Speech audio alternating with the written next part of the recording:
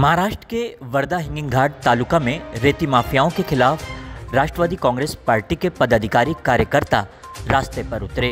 साथ ही शासन के अधिकारियों पर लापरवाही का निशाना साधते हुए काली पट्टी बांधकर तहसील कार्यालय पहुंचे और वहां उन्होंने निवेदन देते हुए रेती माफियाओं के खिलाफ कड़क कार्रवाई की मांग की। उन्होंने कहा कि शासन के अधिकारियों के साथ मिलकर रेती माफिया लाखों रुपए की रेती चोरी कर रहे हैं। राष्ट्रवादी काँग्रेस पार्टीतर्फे आम्ही तहसीलदारांना निवेदन दिलेलं आहे आणि आम्ही जे काळी पट्टी बांधलेली आहे हे काळी पट्टी आम्ही या प्रशासनाचा निषेध करत आहे। मोठ्या प्रमाणात निषेध यासाठी करत आहे की आमच्या भागातले डेपो हिंगणघाट तालुका आणि समग्र तालुक्यातले डेपोला कोणत्याही परमिशन नाही आहे। घाट आतापर्यंत लिलाव झालेले नाही आहे, पण त्या डेपोमधले मोठ्या प्रमाणात रेती चोरी होत आहे आणि अनधिकृत पद्धतीनं ज्या रेतीची चोरी होत राहिलेली आहे ते चोरी थांबली पाहिजे आणि ह्या सर्वसामान्य जनतेला न्याय भेटला पाहिजे।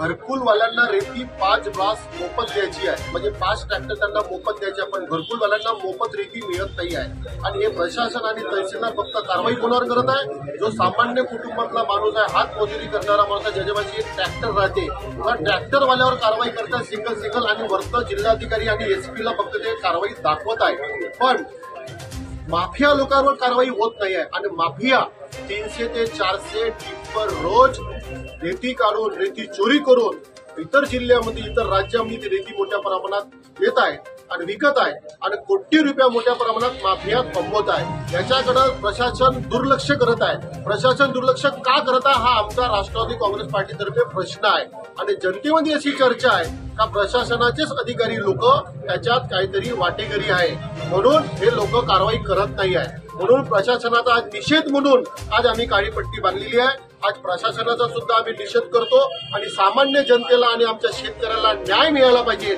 यासाठी आज आम्ही निवेदन दिले आहे। तर तुमची काँग्रेस पक्षाचा